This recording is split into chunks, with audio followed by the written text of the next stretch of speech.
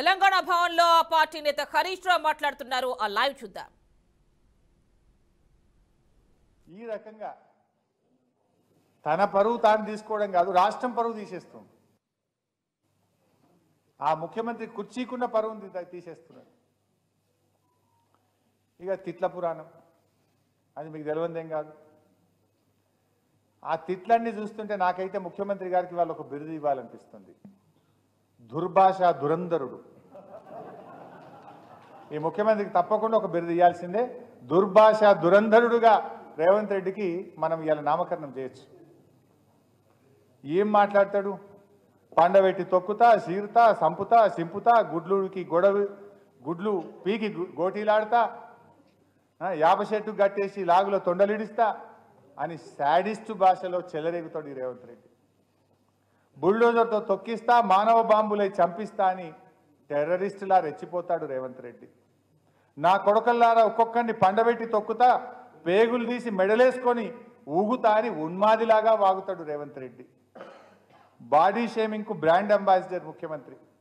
పసిపిల్లల్ని సైతం body shaming చేసిన రేవంత్ రెడ్డి నాలాంటి వాళ్ళని చేయడంలో పెద్ద ఆశ్చర్యం లేదు. ఎప్పుడో ఒక్కసారి మాట దూలడం ఎవరి విషయంలోనైనా జరగవచ్చు. కానీ ప్రతిసారి మాట దూలడం, మాట్లాడితే బూతులే మాట్లాడడం సీఎం రేవంత్ రెడ్డికి అలవాటైపోయింది. రాజకీయ పరిభాషను దిగజార్చడంలో ఈ రాష్ట్రంలో ఎవరన్నా ఉన్నారు అంటే ఆ ప్రథమ స్థానం రేవంత్ రెడ్డికే దక్కుతుంది. ఆ ఎనుముల వారి నోట జాలువారిన ఆ ఆనిముత్యాలను కూడా ఒక్కసారి చూద్దాం.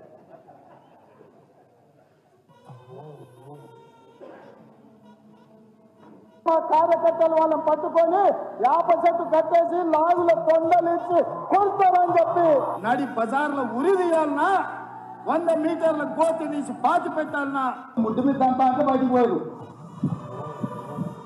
లోపల నా కొడుకులు ఛానళ్ళు ఉన్నాయి కదా అని అడ్డగోలు చేస్తే చూసుకుంటూ ఊకుంటా అంటారు. పండబెట్టి తొక్కి పేగులు తీస్తే గాడి కొడుకులు నొక్కనొక్కని కోర్ల పక్కన పండబెట్టి తొక్కుతాం. ఈ సన్నాసి రండ లఫుట్ నా కొడుకులతో ముందు వచ్చేసుకుంటా అట్టనే నా కొడుకల్లారా రండి. అరే సన్నాసి పట్టుకున్న బుల్డోజర్ పెట్టి తొక్కిచ్చి సంకనాకడానికి పోయిందిరా దరిద్రులారా. పడన బుద్ధిలేని గాడిద కొడుకు శిష్యుడు గురువు అని మాట్లాడితే బుడ్డి మీద పెట్టి అంత వింటే మనం కూడా చెడిపోతాం. పని చేసి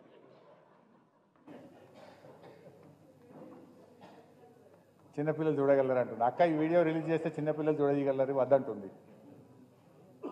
సో అంటే మొత్తంగా ఏడాది పాలన తెలంగాణ ప్రజల్ని నిజంగా హతాశుల్ని చేసింది. మార్పు మార్పు అంటే ఏదో మార్పు జరుగుతుందని, 6 గ్యారంటీలు 13 హామీలు 100 రోజుల్లో అమలు చేస్తారు.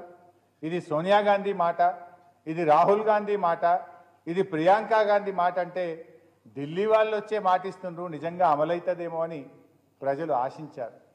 కానీ ఆ ఆశించి నమ్మి ఓటేసిన ప్రజలు ఇవాళ హతాశులు అయిపోయింది. టోటల్లీ డిసప్పాయింట్ అయిపోయింది. ఇలా 10 ఏళ్ల కేసీఆర్ గారు చేసిన అభివృద్ధిని, 10 ఏళ్లలో కేసీఆర్ గారు పెంచిన హైదరాబాద్ బ్రాండ్ ఇమేజ్ను ఒక్క ఏడాదిలోనే ఆగం చేసిండు రేవంత్ రెడ్డి గారు. పురోగమన తెలంగాణను తిరోగమన తెలంగాణగా మార్చారు. సంక్షేమం కూనరెళ్ళింది, సంక్షోభం ముంచుకొస్తున్నది. అభివృద్ధి జాడలేదు, అణిచివేత విరుచుకపడుతున్నది. మొత్తం మీద ఏడాది పాలన ఎడతెగని వేదననే మిగిల్చింది. ముఖ్యంగా ఏడాదిలో మనం చూస్తే ఫిరాయింపులు, దబాయింపులు, బుకాయింపులతోనే ఈ ఏడాది కాలం వెల్లబుచ్చిండ్రు రేవంత్ రెడ్డి గారి ప్రభుత్వం. ఆ మధ్య ఎక్కడో మాట్లాడుతూ గౌరవనీయులు కేసీఆర్ గారు ఈ ఏడాది సమయంలో ప్రజలు ఏం కోల్పోయారో వారికి అర్థమవుతుంది అని కేసీఆర్ గారు అన్నారు. ఇది అక్షర సత్యం కూడా. ఈ సత్యాన్ని జీర్ణించుకోలేని రేవంత్ రెడ్డి చాలా ఎగతాళిగా మాట్లాడుతున్నాడు, ఎగిరెగిరి పడుతున్నాడు. తెలంగాణ ప్రజలు ఏం కోల్పోయిందో మనకు తెలియదు అబ్బాయి. జస్ట్ ఇప్పుడు నేను చెప్పిన ఈ 3-4 చూస్తేనే 13,000 కోట్ల రూపాయలు గత ప్రభుత్వం ఇచ్చింది, ఈ ప్రభుత్వం వచ్చినాక కోల్పోయింది. ఆ రకంగా చూస్తే వ్యవసాయానికి జీవనాడిగా నిలిచిన రైతు బంధును కోల్పోయారు. దళితుల జీవితాల్లో వెలుగులు నింపిన దళిత బంధును కోల్పోయారు. బీసీలకు బాసటగా నిలిచిన బీసీ బంధును కోల్పోయారు. బడుగు బలహీన వర్గాల విద్యార్థుల పిల్లలు ఓవర్సీస్ స్కాలర్షిప్లు కోల్పోయారు. మత్స్యకారులు చేప పిల్లల పంపిణీ కార్యక్రమాన్ని కోల్పోయారు. గర్భిణీలు కేసీఆర్ కిట్టు న్యూట్రిషన్ కిట్ను కోల్పోయారు. ఆడబిడ్డలు బతుకమ్మ చీరల్ని కోల్పోయారు. हमारे महमूद साहब अभी याद कर रहे थे, मां प्रभुत्वंलो 2 ही मिनिस्टर करे, पहले केसीआर साहब और दूसरा महमूद अली साहब करे. 2 मिनिस्टर भी स्वेरिंग सेरेमनी करे तो 2 में भी एक मुसलमान को जगह मिला. लेकिन रेवंत रेड्डी के कैबिनेट में 1 साल भी हो गया, अभी तक माइनॉरिटीज को जगह नहीं मिला. कम से कम 9 दिन का ये जश्न में भी माइनॉरिटीज का जिक्र भी नहीं करा. शादी मुबारक के साथ 1 तुला सोना देते बोले, वो तो अभी तक पता ही नहीं. 1 साल के कांग्रेस पार्टी के में माइनॉरिटीज को पूरी तरीके से नजरअंदाज कर दिया, कुछ भी नहीं करा. इनके 1 साल में कुछ एक काम मिला. माइनॉरिटी बच्चे जाके ओवरसीज स्कॉलरशिप देते थे इसके पहले, बीसी एससी एसटी माइनॉरिटीज को, वो भी बंद करा. जो बच्चे ऑलरेडी जाके पढ़ रहे उनका भी पैसे रिलीज नहीं हो रहा. ऐसा एक काम भी नहीं करा. फिर मूसी लाके मुसलमानों को घरा छोड़ दे के उनको भगाना शुरू करा. इससे ज्यादा रेवंत रेड्डी कुछ करा क्या माइनॉरिटीज के लिए, मैं पूछना चाहता हूं. ఇట్లా లంబాడి బిడ్డలు మంత్రివర్గంలో స్థానం కోల్పోయారు. బ్రాహ్మణుల కోసం బ్రాహ్మణ సంక్షేమ పరిషత్ పెట్టి పేదల బ్రాహ్మణుల కోసం కేసీఆర్ గారు కృషి చేస్తే ఆ పథకం కూడా రద్దయిపోయింది. ఇండ్లు కూలిన పేదలు సర్వస్వం కోల్పోయారు. చివరికి అమ్మ ఒడిలోనో బడిలోనో ఆనందంగా ఉండాల్సిన ముక్కు పచ్చలారని పిల్లలు తమ విలువైన ప్రాణాలు కోల్పోయారు. రాష్ట్ర ప్రజలు ఉజ్వల భవిష్యత్తును కోల్పోయారు.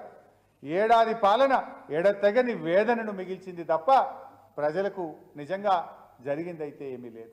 ఇది రేవంత్ పాలన, ఏడాది పాలన మీద బీఆర్ఎస్ పార్టీ ప్రజెంటేషన్. ముఖ్యంగా 6 గ్యారంటీల విషయంలో ఫెయిల్ అయిపోయారు. లా అండ్ ఆర్డర్ విషయంలో ఫెయిల్ అయిపోయారు. హైదరాబాద్ బ్రాండ్ ఇమేజ్ పెంచడం కాదు కదా దించేశారు. మొత్తంగా ఈ రాష్ట్రం పురోగమనంలో పోతున్న రాష్ట్రాన్ని తిరోగమన రాష్ట్రంగా మార్చిన పరిస్థితి. అమెరికా వాళ్ళు కూడా తెలంగాణకు పోతే జాగ్రత్త అని అమెరికా దేశం హెచ్చరించేంత ఘోరంగా ఈ రాష్ట్రాన్ని తయారు చేసినటువంటి దుస్థితి, తయారు చేసిన పరిస్థితి, ఈ ఘనత కాంగ్రెస్ ప్రభుత్వానికి రేవంత్ రెడ్డికి దక్కుతుంది. ఇంత ఓపికగా విన్నందుకు మీ అందరికీ ధన్యవాదాలు. Thank you.